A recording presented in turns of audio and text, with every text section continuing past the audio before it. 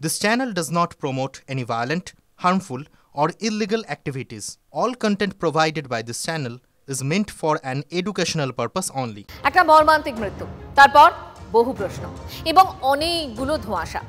দুর্ঘটনায় মৃত কোন্নগরে তরুণকে আরজি করে রেফারি করা হয়নি। টিভি 9 বাংলায় বিস্ফোরক শ্রীরামপুর হাসপাতালের সুপার।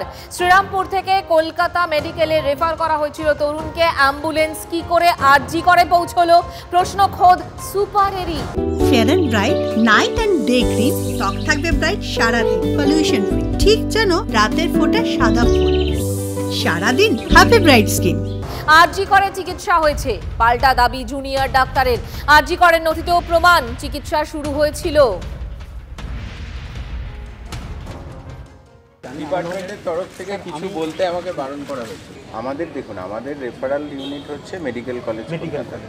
সেখানে এনি নয়, মেডিকেল কলেজ কলকাতায়, ঠিক আছে, সেটাই বলা হয়েছিল। এবার যে অ্যাম্বুলেন্সের ড্রাইভার সে আরজি করে নিয়ে চলে যায়, সেটা সে অ্যাম্বুলেন্সের ড্রাইভার আবার এবার শ্রীরামপুরেরও নয়, সে হচ্ছে কোন্নগর মিউনিসিপ্যালিটির একটা অ্যাম্বুলেন্সের ড্রাইভার।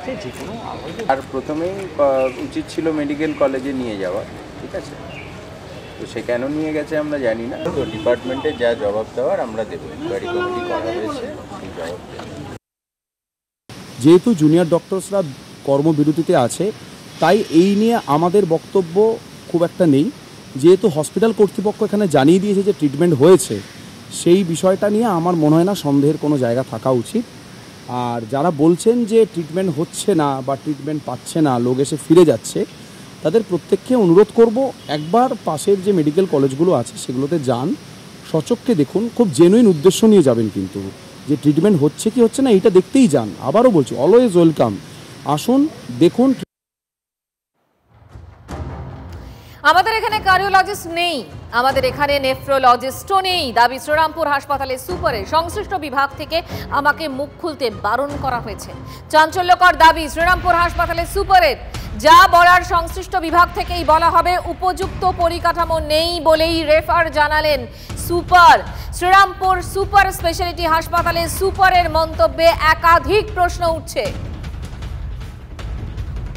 ভাস্কুলার ইনজুরি ছিল, মানে আর্টারি ড্যামেজ ছিল, যেটা আমাদের তো সিটিভিএস সার্জন নেই, মানে সেটা সুপার স্পেশালিটি এগুলো থাকে না। একটা সাব ডিভিশন হসপিটালে বা এসএসএইচ মানেই যে সব কিছু তা নয়। কার্ডিওলজিস্ট নেই, নেফ্রোলজিস্ট নেই, এসব কিছু নেই, আমার ইউরোলজিস্ট নেই। শ্রীরামপুর থেকে একটা পেশেন্টকে কেন বারবার কলকাতামুখী হতে হবে, বা বিভিন্ন জায়গা থেকে কেন পেশেন্টকে বারবার কলকাতামুখী হতে হবে? তাহলে কি আমাদের জেলাতে বা বিভিন্ন পেরিফেরিতে যে স্বাস্থ্যের ইনফ্রাস্ট্রাকচার হয়েছে সেগুলো কি তাহলে ঠিক নেই? শ্রীরামপুরে যা আছে আরজি করে নেই, আরজি করে যা আছে শ্রীরামপুরে নেই, নিশ্চিতভাবে। তা এখন ব্যাপারটা সেটা তো এখন পরিকাঠামো তো একদিনে তৈরি হবে না, সেই জন্য সে আরজি করে এসেছিল। আচ্ছা, রাজ্যের কোনো মেডিকেল কলেজে কি মহিলা ডাক্তার, ডাক্তারি ছাত্রীরা নিরাপদ নন? আরজি করে ধর্ষণ খুনের শিকার হতে হয়েছে তিলোত্তমাকে। আর এবার কল্যাণী মেডিকেলেও মহিলা চিকিৎসককে শ্লীলতাহানির অভিযোগ। পরে অভিযোগ তুলতে চাপও। Threat culture. প্রথমে নারী নিগ্রহ, তারপর নিগ্রহের অভিযোগ মুছতে চাপ। ডাক্তার তৈরির কারখানায় থ্রেট কালচারের আরও এক নক্কারজনক উদাহরণ। অভিযুক্ত তৃণমূল ছাত্র পরিষদ, অভিযুক্ত মেডিকেল কলেজ কর্তৃপক্ষ, অভিযোগের আঙুল সন্দীপ ঘোষের মতোই আরও এক প্রিন্সিপালের দিকে। ঘটনাটা কল্যাণী মেডিকেল কলেজ জেএনএম হাসপাতালের। রাত 1টায় হস্টেলে মহিলা চিকিৎসকের শ্লীলতাহানি, মারধরের অভিযোগ। টিএমসিপির নিষেধ সত্ত্বেও ওই চিকিৎসক নাকি সমাবর্তন অনুষ্ঠানে যোগ দেন। তাই তৃণমূল ছাত্র পরিষদের জিএস মোহাম্মদ আব্দুল আলিম বিশ্বাসের রোষের মুখে পড়তে হয়। গোটা ঘটনা জানিয়ে কল্যাণী থানায় অভিযোগ দায়ের করেন চিকিৎসকের পরিবার। এরপরেই কল্যাণী মেডিকেলের সদ্য প্রাক্তন প্রিন্সিপাল অভিজিৎ মুখোপাধ্যায় আসরে নামেন বলে অভিযোগ তুলতে হুমকি, ভাইরাল ফোনের ক্লিপ। দেখুন, আমি আপনাকে দুটো জিনিস ভালো করে পরিষ্কারভাবে বলছি, শুনুন। আমার যেহেতু শুনুন ভালো করে, যেহেতু ইলেকশন এসে গেছে, যে কোনো দিন ডিক্লেয়ার হবে, সব চেঞ্জ হয়ে গেছে। ওনারা নতুন যে আছে ওনারা কমিউনিকেট করেন, যে পুরোনো কেসগুলো পেন্ডিং আছে জেএনএম এর সব জায়গারই ওরা দেখছে। যে এবার আপনি দেখে নিন, আপনি উঠতে পারেন না পারেন সে নিয়ে আমার কিছু নেই, কি করবেন না করবেন ভালো করে বুঝে নিন। যদি কেস কোর্টে চলে যায় তাহলে আপনারাও তো লয়ার করে লড়বেন, এরাও লড়বে।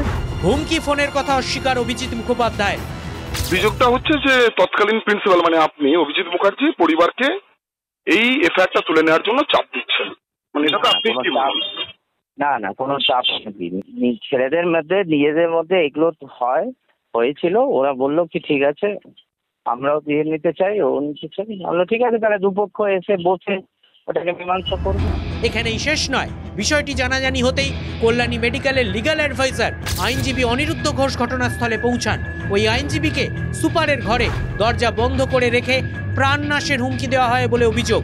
অভিযুক্ত টিএমসিপির চিকিৎসক নেতা, কমিউনিটি মেডিসিনের প্রথম বর্ষের পিজিটি মোহাম্মদ আখিল।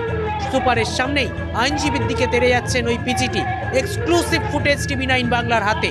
আইনজীবীর মুখে ভয়ঙ্কর অভিযোগ, র্যাকেট চালাচ্ছে, যেটা আজকে আপনি আরজি করে দেখছেন সেম প্যাটার্নে আর কি এখানে র্যাকেট চালাচ্ছে। আমি মানে এখানে অক্সিজেন থেকে শুরু করে সমস্ত ব্যাপারে এরা হচ্ছে একটা সিন্ডিকেট চালায়। এই অখিল, অভিজিৎ, তারপরে আপনার ওই আলিম বলে যে ছেলেটি আছে, এরা মেয়েদেরকে মারা থেকে শুরু করে সব, তাদের এফআইআর আছে, সবকিছু আছে। এত কিছু ঘটে গেল অথচ কিছুই নাকি জানেন না তৎকালীন প্রিন্সিপাল। প্রিন্সিপাল ঘরের রুমে অনিরুদ্ধবাবুকে কোনোদিন আসেও নি, আর না কোনোদিন থ্রেট মারি হয়েছে। কি হয়েছে সুপার ঘরে সে কোনো আমার কাছে অভিযোগ নেই। অনিরুদ্ধবাবুর সাথে আমার কোনো ইয়ে নেই, ওনার ঘরে কি হয়েছে না হয়েছে ইয়া ওরকম কোনো অভিযোগ আমার কাছে। ডক্টর মোহাম্মদ আখিল ধমকি দিয়েছে না দিয়েছে এর কোনো তো আমার কাছে কোনো কমপ্লেন আসবে, কোনো চিঠি আসবে তবে না হবে।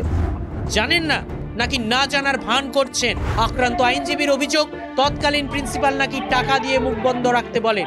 কেস তোলার জন্য আমাকেও থ্রেট করেছিল যে ওর কেসটা তুলে দিতে হবে, আমি বলেছি আমি পারবো না। কেস আছে কোর্টে। অভিজিৎ, ওই আপনার আগের প্রিন্সিপাল অভিজিৎ মুখার্জি। কি বলেছিল আপনাকে? যে কেসটাকে তুলিয়ে দেওয়ার জন্য আপনাকে টাকা দেবো, আমাকে টাকার অফার করেছে কেসটা তুলে দেওয়ার জন্য। লিগ্যাল অ্যাডভাইজার অনিরুদ্ধ ঘোষ তিনি আপনার নামে কমপ্লেন করছেন যে আপনি টাকার অফার করেছেন এই কেসটা তুলে দেওয়ার জন্য। না, আমার সাথে ওনার কোনো কথাও হয়নি, না কোনো ইয়ে করেছি। ওনাকে যদি বলুন কি আমি যদি ওনার বলেছি কি টাকা অফার করছি তাহলে ওরা খুব যাচ্ছে। TV9 বাংলার ফোন ধরেননি অভিযুক্ত টিএমসিপি নেতা আলিম বিশ্বাস। পুরো ঘটনা অস্বীকার আরেক অভিযুক্ত মোহাম্মদ আখিলের। আপনি একটি ঘরে যিনি লিগ্যাল অ্যাডভাইজার মেডিকেল কলেজের অনিরুদ্ধ ঘোষ তাকে চমকাচ্ছেন, তাকে থ্রেট করছেন, এমন একটি ফুটেজ হাতে এসছে এবং আপনার নামে একটা এফআইআর রয়েছে। এমন তো কোনো কিছু ঘটনা ঘটেছে বলে আমার মনে পড়ছে না, বা ঘটনা এরকম তো কোনো কিছুই ঘটেনি।